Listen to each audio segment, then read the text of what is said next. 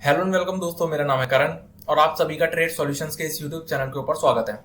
तो चलिए अब हम बात करते हैं निफ्टी बैंक निफ्टी के मार्केट एनालिसिस के बारे में और ये देखते हैं कि कल को लेकर हमें इन दोनों के अंदर किस तरीके से प्लानिंग करके चलनी चाहिए। सबसे पहले हम बात करते हैं निफ्टी के बारे में और निफ्टी के ऊपर सबसे पहले हम बात करेंगे इसके वीकली चार्ट्स के बारे में।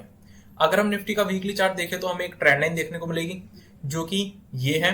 और ये जो चार्ट के ऊपर मैंने ट्रेंड लाइन ड्रॉ करी है ये निफ्टी के लिए एक इंपॉर्टेंट रेजिस्टेंस की तरह काम कर रही है, क्योंकि निफ्टी के अंदर हमें हायर लेवल से जब भी सेलिंग प्रेशर देखने को मिला है वो हमें इसी ट्रेंड लाइन के पास से देखने को मिला है। जैसे कि एक बार यहां पर देखने को मिला, एक बार यहां पर और एक बार यहां पर।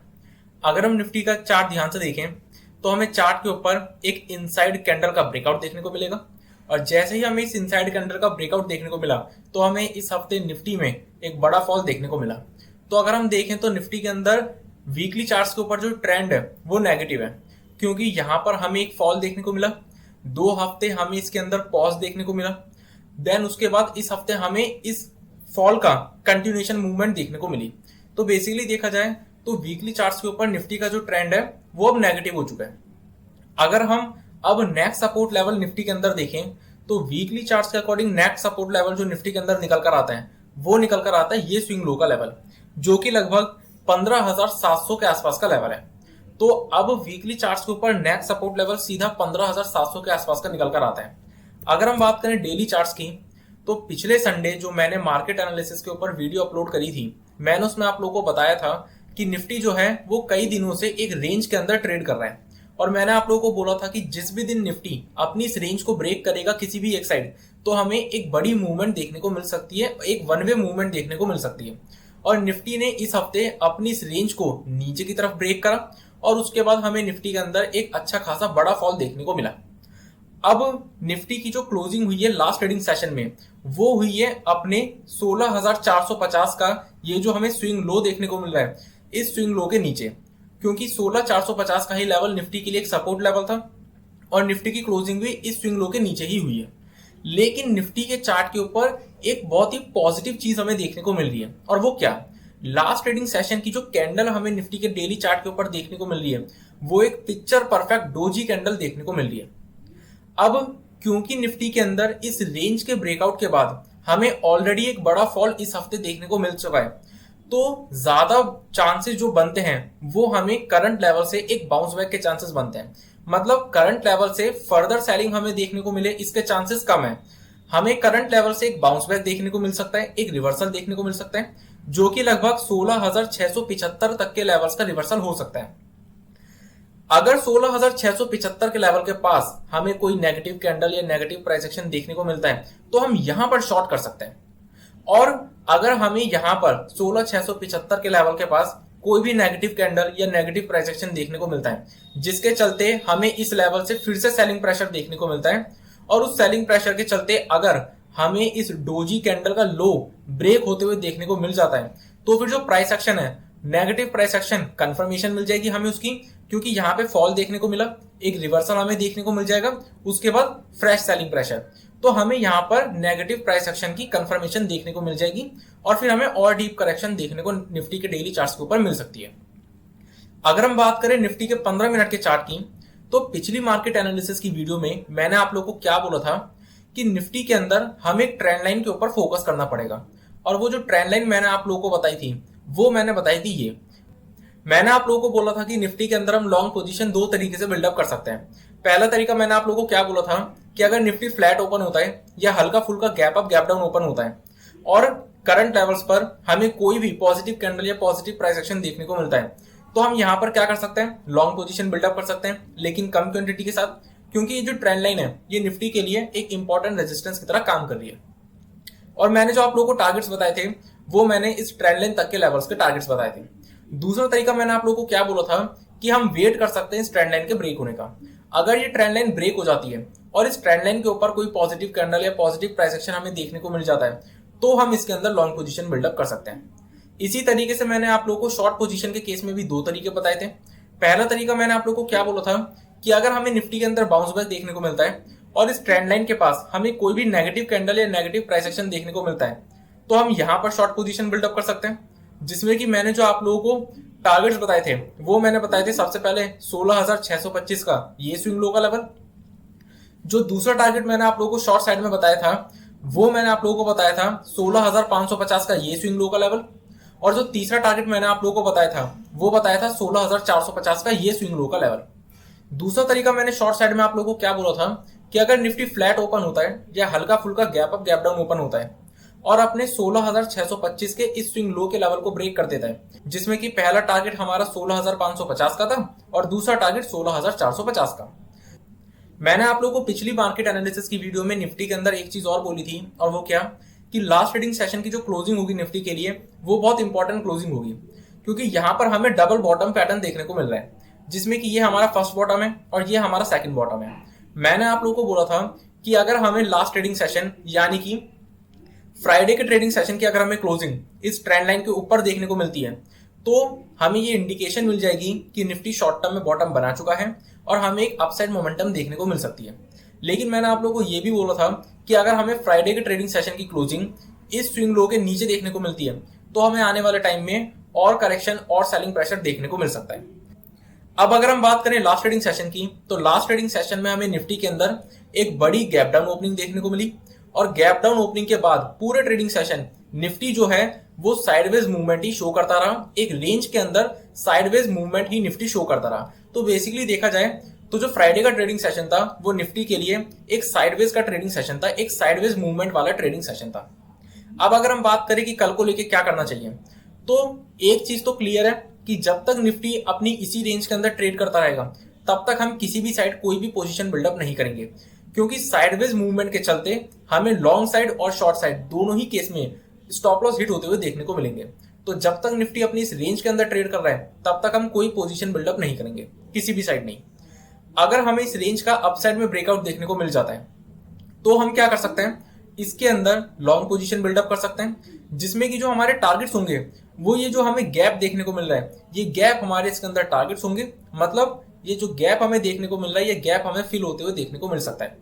लेकिन अगर हमें इस रेंज का डाउन साइड में ब्रेकआउट देखने को मिलता है, तो हम इसके अंदर शॉर्ट पोजीशन भी बिल्डअप कर सकते हैं, जिसमें कि सबसे पहला टारगेट हमारे सामने निफ्टी के अंदर जो निकल कर आएगा, वो हमारे सामने निकल कर आएगा ये स्विंग लो का लेवल, जो कि लगभग 16,330 के आसपास का लेवल है। और जो दूसरा टारगेट हमारे सामने निकल कर आएगा, वो निकलेगा ये स्विंग लो का लेवल, जो कि लगभग 16,250 के आसपास का लेवल है। तो चलिए अब हम बात करते हैं निफ्टी बैंक के मार्केट एनालिसिस के बारे में। और निफ्टी बैंक के मार्केट एनालिसिस के अंदर भी हम सबसे पहले बात करेंगे इसके वीकली चार्ट्स के बारे में। अगर हम निफ्टी बैंक का वीकली चार्ट देखें, तो निफ्टी बैंक के वीकली चार्ट के ऊपर भी हमें क्या देखने को मिलेगी, एक ट्रेंड लाइन देखने को मिलेगी, जो कि ये है। इस ट्रेंड लाइन के पास से हमें निफ्टी बैंक के अंदर भी पहले 3 बार सेलिंग प्रेशर देखने को मिल चुका है, एक बार यहां पर, एक बार यहां पर और एक बार यहां पर। अब अगर हम निफ्टी बैंक का चार्ट देखें, तो निफ्टी बैंक के वीकली चार्ट के ऊपर एक इंपॉर्टेंट सपोर्ट लेवल था ये स्विंग लो का लेवल। इस स्विंग लो के ऊपर जब तक निफ्टी बैंक था, तब तक निफ्टी बैंक पॉजिटिव था, निफ्टी बैंक के अंदर जो ट्रेंड था वो पॉजिटिव था। लेकिन इस हफ्ते निफ्टी बैंक ने अपने इस स्विंग लो के नीचे क्लोजिंग दी है वीकली बेसिस पे,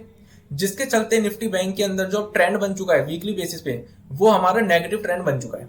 अब निफ्टी बैंक के अंदर जो नेक्स्ट सपोर्ट लेवल हमारे सामने निकल कर आता है, वो अब निकल कर आता है सीधा ये स्विंग लो का लेवल, जो कि लगभग 32,200 के आसपास का लेवल है। अगर हम निफ्टी बैंक का डेली चार्ट देखें,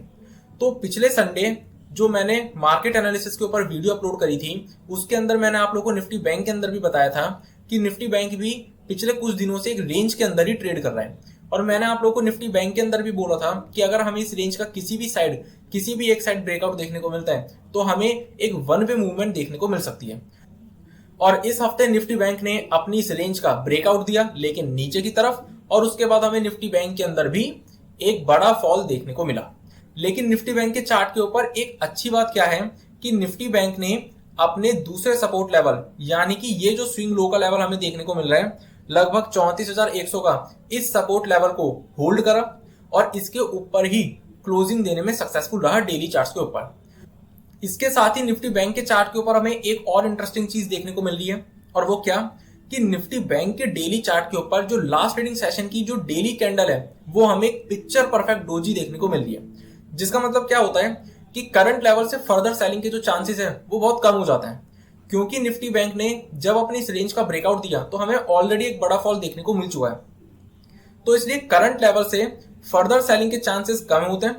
और करंट लेवल से बाउंस बैक के चांसेस ज्यादा बन जाते हैं। और ये जो बाउंस बैक हमें देखने को मिल सकता है, ये हमें देखने को मिल सकता है लगभग 35,235 तक के लेवल का। मतलब राउंड फिगर में देखें तो 35,250 तक के लेवल का हमें निफ्टी बैंक के अंदर एक बाउंस बैक देखने को मिल सकता है आने वाले टाइम में।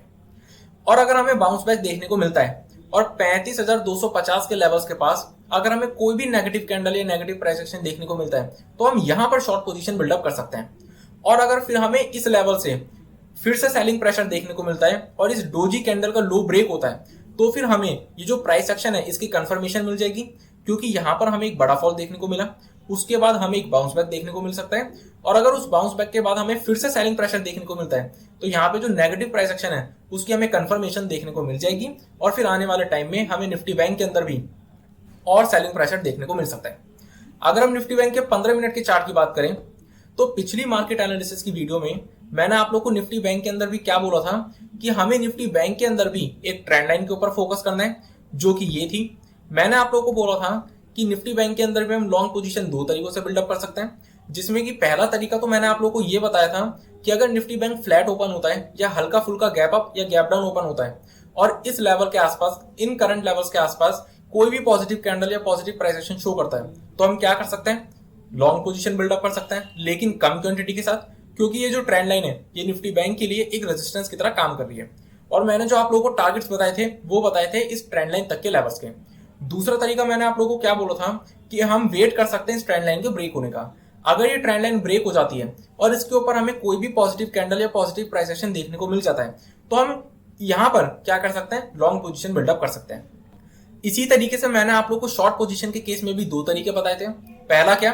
कि अगर हमें निफ्टी बैंक के अंदर बाउंस बैक देखने को मिलता है और इस ट्रेंड लाइन के पास हमें कोई भी नेगेटिव कैंडल या नेगेटिव प्राइस एक्शन देखने को मिलता है, तो हम यहां पर फिर से क्या कर सकते हैं, शॉर्ट पोजीशन बिल्डअप कर सकते हैं। जिसमें कि सबसे पहला टारगेट मैंने आप लोगों को बताया था ये स्विंग लो का लेवल, जो कि लगभग 35,135 के आसपास का लेवल था। दूसरा टारगेट मैंने आप लोगों को निफ्टी बैंक के अंदर शॉर्ट साइड में बताया था ये स्विंग लो का लेवल, जो कि लगभग 35,000 के आसपास का लेवल था। और तीसरा और फाइनल टारगेट शॉर्ट साइड में मैंने आप लोगों को बताया था ये स्विंग लो का लेवल, जो कि लगभग 34,700 के आसपास का लेवल था।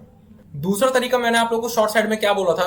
कि हमें नजर रखनी पड़ेगी 35,000 के लेवल के ऊपर। अगर 35,000 का लेवल ब्रेक हो जाता है तो हम इसके अंदर शॉर्ट पोजीशन बिल्डअप कर सकते हैं, जिसमें कि मैंने जो आप लोगों को टारगेट्स बताए थे वो बताए थे सबसे पहले 34,700 के ये स्विंग लो के लेवल, देन उसके बाद मैंने आप लोगों को टारगेट्स बताए थे ये डबल बॉटम के लेवल्स, जो कि लगभग 34,275 के आसपास के लेवल्स थे। मैंने आप लोगों को पिछली मार्केट एनालिसिस की वीडियो में निफ्टी बैंक के अंदर एक चीज और बोली थी, और वो क्या कि फ्राइडे की यानी कि लास्ट ट्रेडिंग सेशन की जो क्लोजिंग है वो निफ्टी बैंक के लिए एक इंपॉर्टेंट क्लोजिंग रहेगी, क्योंकि निफ्टी बैंक के चार्ट के ऊपर भी हमें डबल बॉटम पैटर्न देखने को मिल रहा था, जिसमें कि ये हमारा फर्स्ट बॉटम था और ये हमारा सेकंड बॉटम था। मैंने आप लोगों को बोला था कि अगर हमें फ्राइडे की ट्रेडिंग सेशन की क्लोजिंग इस ट्रेंड लाइन के ऊपर देखने को मिल जाती है, तो हमें ये इंडिकेशन मिल जाएगी कि शॉर्ट टर्म में बैंक निफ्टी जो है वो बॉटम बना चुका है और फिर हमें करंट लेवल से एक अच्छा अपसाइड मोमेंटम देखने को मिल सकता है। लेकिन मैंने आप लोगों को ये भी बोला था कि अगर हमें फ्राइडे के ट्रेडिंग सेशन की क्लोजिंग इस स्विंग लो के नीचे देखने को मिलती है, तो हमें ये जो सेलिंग प्रेशर देखने को मिल रहा है ये हमें और भी ज्यादा कंटिन्यू देखने को मिल सकता है। अब अगर हम बात करें लास्ट ट्रेडिंग सेशन की यानी कि फ्राइडे की ट्रेडिंग सेशन की, तो हमें लास्ट ट्रेडिंग सेशन में निफ्टी बैंक के अंदर भी निफ्टी की ही तरह एक बड़ी गैप डाउन ओपनिंग देखने को मिली, और गैप डाउन ओपनिंग के बाद पूरे ट्रेडिंग सेशन निफ्टी बैंक भी साइडवेज मूवमेंट ही शो करता रहा, एक रेंज के अंदर ही साइडवेज मूवमेंट शो करता रहा। अब अगर हम बात करें कि कल को लेके क्या करना चाहिए, तो निफ्टी बैंक के अंदर भी सेम प्लानिंग रहेगी हमारी। जब तक निफ्टी बैंक अपनी इस रेंज के अंदर ट्रेड कर रहा है तब तक हम कोई पोजीशन बिल्डअप नहीं करेंगे, क्योंकि इस वॉलेटिलिटी के चलते, इस साइडवेज मूवमेंट के चलते शॉर्ट साइड लॉन्ग साइड दोनों तरफ हमारे इस रेंज में स्टॉप लॉसेस हिट होंगे। इसलिए जब तक निफ्टी बैंक अपनी इस रेंज के अंदर ट्रेड कर रहा है तब तक हम कोई पोजीशन बिल्डअप नहीं करेंगे किसी भी साइड नहीं। अगर हमें निफ्टी बैंक के अंदर इस रेंज का अपसाइड में ब्रेकआउट देखने को मिल जाता है तो हम लॉन्ग पोजीशन बिल्डअप कर सकते हैं। टारगेट्स हमारे रहेंगे ये गैप के, और अगर हमें इस रेंज का डाउन साइड में ब्रेकआउट देखने को मिल जाता है तो हम इसके अंदर शॉर्ट पोजीशन भी बिल्डअप कर सकते हैं, जिसमें कि सबसे पहला टारगेट रहेगा हमारा इस डबल बॉटम का लेवल, जो कि लगभग 34,275 के आसपास का लेवल है। और अगर वो लेवल ब्रेक हो जाता है तो फिर ये जो हमें गैप देखने को मिल रहा है ये गैप हमें फिल होते हुए देखने को मिल सकता है। और अगर हमें किसी भी तरीके की गैप अप या गैप डाउन की सिचुएशन मार्केट्स के अंदर देखने को मिलती है तो हमें प्राइस एक्शन का वेट करना पड़ेगा। तो इसी के साथ मैं अपनी इस वीडियो को कंप्लीट करता हूं। इस वीडियो का पर्पस सिर्फ नॉलेज प्रोवाइड करना है, किसी भी तरीके का एक्शन लेने से पहले अपने एडवाइजर से कंसल्ट जरूर करें और अपनी खुद की रिसर्च जरूर करें। और अगर आपको ये वीडियो पसंद आई हो तो इस वीडियो को लाइक और शेयर करना ना भूलें और हमारे चैनल को सब्सक्राइब जरूर करें। Thank you.